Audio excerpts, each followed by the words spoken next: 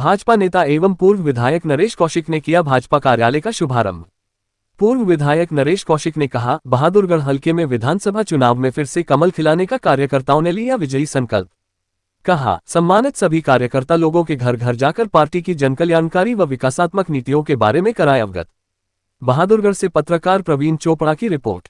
भाजपा नेता एवं पूर्व विधायक नरेश कौशिक ने रविवार को पार्टी के समस्त ज्येष्ठ श्रेष्ठ कार्यकर्ताओं पदाधिकारियों के साथ मिलकर दिल्ली रोहतक रोड पर पुराने लेबु सचिवालय मोड़ के सामने मेट्रो पिलर संख्या 860 के नजदीक भाजपा बहादुरगढ़ के नए कार्यालय का विधिवत तरीके से पूजा अर्चना व हवन यज्ञ में आहुति डालकर शुभारंभ किया। इस दौरान उन्होंने जहां शहीद स्मारक स्थल पर पहुंचकर शहीदों को नमन किया, वहीं पर्यावरण संरक्षण का संदेश देते हुए पौधे भी रोपित किए और पार्टी कार्यकर्ताओं से भी पर्यावरण सुरक्षा को लेकर आगे आने व पीएम नरेंद्र मोदी की ओर से चलाए गए एक पेड़ मां के नाम अभियान को सफल बनाने का आह्वान भी किया। पूर्व विधायक नरेश कौशिक ने कार्यालय शुभारंभ के बाद सभा को भी संबोधित किया। इस दौरान जहां उन्होंने भाजपा की केंद्र व प्रदेश सरकार की रीति नीति से लोगों को अवगत कराया, वहीं सरकार की उपलब्धियों से अवगत कराया। उन्होंने विधानसभा चुनाव में बहादुरगढ़ में फिर से कमल खिलाने के लिए कार्यकर्ताओं को घर घर जाकर पार्टी की नीतियों से लोगों को अवगत कराने पर जोर दिया। कार्यालय शुभारंभ व सभा दौरान काफी संख्या में नारी शक्ति, विभिन्न सामाजिक व अन्य संगठनों से जुड़े लोगों ने भी बढ़ चढ़कर भाग लिया और उन्होंने आने वाले विधानसभा चुनाव में बहादुरगढ़ में फिर से कमल खिलाने का संकल्प भी लिया। पूर्व विधायक नरेश कौशिक ने अपने संबोधन में कांग्रेस इनेलो पर खूब निशाना साधा। पूर्व विधायक नरेश कौशिक ने विधानसभा चुनाव को लेकर बिगुल फूंक दिया है। उन्होंने पार्टी के सभी पदाधिकारियों, कार्यकर्ताओं, चेयरमैन, वाइस चेयरमैन, पूर्व चेयरमैन, सरपंच, पंच, पार्षद, पूर्व पार्षद व हजारों लोगों के साथ मिलकर नए कार्यालय का शुभारंभ किया। पूर्व विधायक नरेश कौशिक ने पत्रकारों से बातचीत में कहा कि पिछले 5 साल से बहादुरगढ़ में विकास कार्य सही ढंग से नहीं हो पा रहे हैं। उन्होंने मौजूदा कांग्रेस विधायक राजेंद्र सिंह जून पर निशाना साधते हुए कहा कि जनता ने जिसे जनप्रतिनिधि चुनकर विधानसभा में भेजा है, वह हल्के की आवाज सही ढंग से नहीं उठा रहा। चंडीगढ़ के सरकारी कार्यालयों में विकास कार्यों की जो फाइलें पेंडिंग पड़ी है, वह भी मौजूदा विधायक आगे नहीं बढ़ावा पा रहे। विधानसभा में भी हल्के की आवाज नहीं उठाई जा रही। पूर्व विधायक नरेश कौशिक ने कहा कि वह देश के प्रधानमंत्री नरेंद्र मोदी, हरियाणा के पूर्व मुख्यमंत्री मनोहर लाल खट्टर और मौजूदा मुख्यमंत्री नायब सिंह सैनी की नीतियों को सभी कार्यकर्ताओं पदाधिकारियों के साथ मिलकर बहादुरगढ़ के लोगों के घरों तक पहुंचाने का काम करेंगे। उन्होंने कहा कि भाजपा कार्यकर्ताओं ने संकल्प लिया है कि विधानसभा चुनाव में न केवल पूरे प्रदेश में बल्कि बहादुरगढ़ विधानसभा में भी कमल खिलाकर तीसरी बार भाजपा की पूर्ण बहुमत से सरकार बनाने का कार्य करेंगे। पूर्व विधायक कौशिक ने पर्यावरण सुरक्षा को लेकर विभिन्न संस्थाओं की ओर से चलाए जा रहे पौधारोपण अभियान कार्य कर सराहना भी की और अधिक से अधिक पौधे लगाने के लिए आमजन को प्रेरित भी किया। भाजपा कार्यालय शुभारंभ पर उमड़ी हजारों लोगों की भीड़ का पूर्व विधायक नरेश कौशिक ने आभार भी जताया। बहादुरगढ़ विधानसभा का भारतीय जनता पार्टी का नए कार्यालय का दिल्ली रोहतक रोड पर शुभारंभ किया गया और इस शुभ अवसर पर हमारे बहादुरगढ़ हल्के की पूरी सरदारी हर गांव से, हर वार्ड से, सभी पितातुल्य बुजुर्गों ने, सभी पार्षदों ने, सभी सरपंचों ने और जितने भी जनप्रतिनिधि,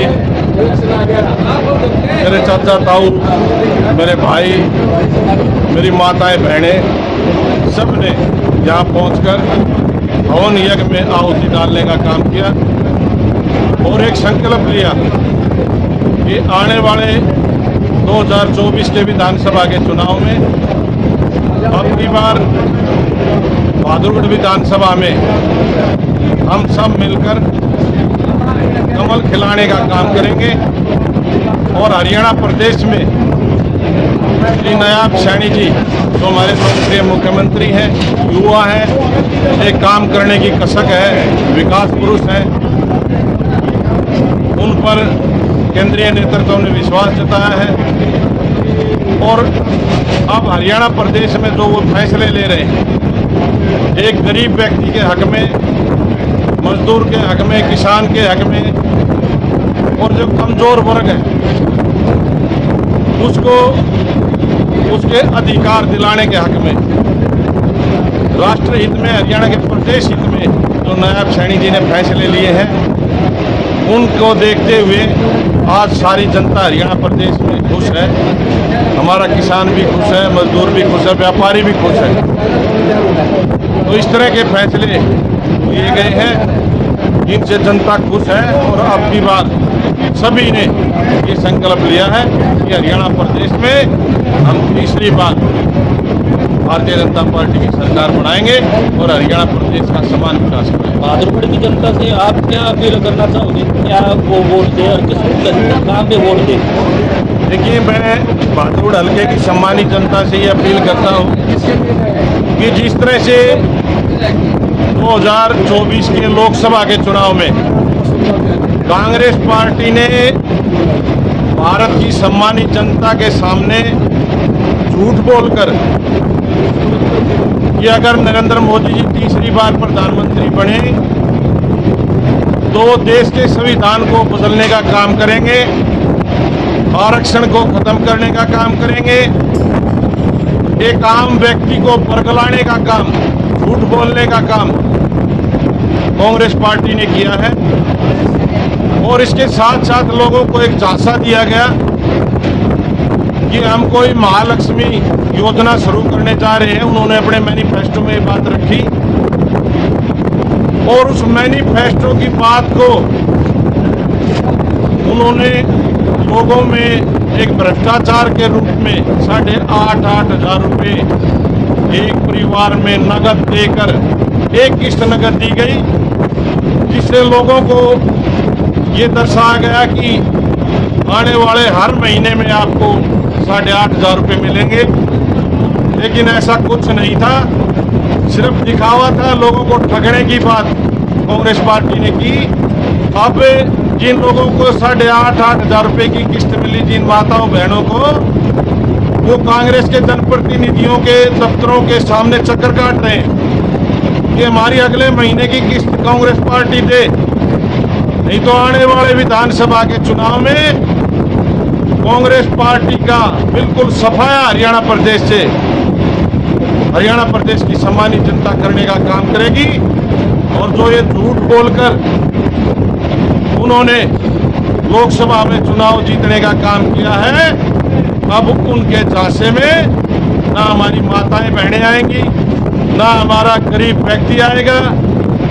काठ की हांडी एक बार चढ़ती है, वो कांग्रेस की चढ़ चुकी है, अब उस हांडी में छेद हो चुका है। और लोगों ने संकल्प लिया है कि बहादुरगढ़ और हरियाणा प्रदेश में अगर कोई पार्टी विकास कर सकती है तो भारतीय जनता पार्टी नायब सैनी जी के नेतृत्व में कर सकती है। अब की बार अगर अपने विधानसभा के लिए कार्य रहेगी, देखिए, बहादुरगढ़ विधानसभा 60 सालों से वंचित रही है और केंद्र में भी कांग्रेस की सरकार रही, हरियाणा प्रदेश में भी कांग्रेस की सरकार रही, लेकिन केंद्र से मात्र 10 साल में 40,000 करोड़ रुपए हरियाणा प्रदेश की कांग्रेस पार्टी की सरकार को देने का काम हुआ। और नरेंद्र मोदी जी की सरकार 10 साल केंद्र में रही, हरियाणा प्रदेश में 10 साल भारतीय जनता पार्टी की सरकार को बने हुए हैं। 2,70,000 करोड़ रुपए की सहायता राशि केंद्र की तरफ से हरियाणा प्रदेश को दी गई है। ये बात हरियाणा की जनता को समझनी पड़ेगी कि जो लोग हमारे बीच में जातिवाद का नारा देते हैं, भाई भतीजावाद की बात करते हैं और पैसे लेकर लोगों को रोजगार देने का काम करते हैं, सीएलयू के नाम पर भ्रष्टाचार करते हैं, ऐसे लोगों से जो जमींदार की जमीन को प्रॉपर्टी डीलरों के साथ मिलकर हड़पने का काम करते हैं, ऐसे लोगों से सावधान रहना पड़ेगा। और आने वाले 2024 के चुनाव में एक वोट कमल के निशान पर डालकर तीसरी बार भारतीय जनता पार्टी की सरकार बनानी होगी, जब जाकर हमारे बहादुरगढ़ और हमारे हरियाणा प्रदेश का विकास होगा। बहादुरगढ़ में जो झज्जर रोड है उसका बड़ा खसखट का कारण है, तो उस पर क्या विचार रहेगा? मैं जब विधायक था 2014 से 2019 तक हल्के की सम्मानित जनता ने जिम्मेवारी दी। हमने विधायक रहते सभी रोडों का निर्माण कराया, चाहे झज्जर रोड की बात हो, चाहे बेरी रोड की बात हो, चाहे बादड़ी रोड की, नारा नारी रोड, खरखोदा रोड, सभी रोड, एक भी रोड हमने नहीं छोड़ा। चाहे जितने भी गांव को गांव से जोड़ने वाले रोड थे, हमने सभी रोडों का नव निर्माण कराया था। लेकिन उसके बाद जहाँ से कांग्रेस का विधायक बना, और एक ऐसा गूंगा बहरा विधायक भादुड़ की जनता ने बनाया जो ना तो विधानसभा में कभी इसने अपनी आवाज उठाने का काम किया, और काले चश्मे लगाकर यहाँ मूछ बनाकर आता है और मूछों को लगाकर फेविकोल अखबार लेके हाथ में और खबर पढ़ के और ये कहता है कि मैं भादड़ की समस्याओं को जो है हल करते हुए।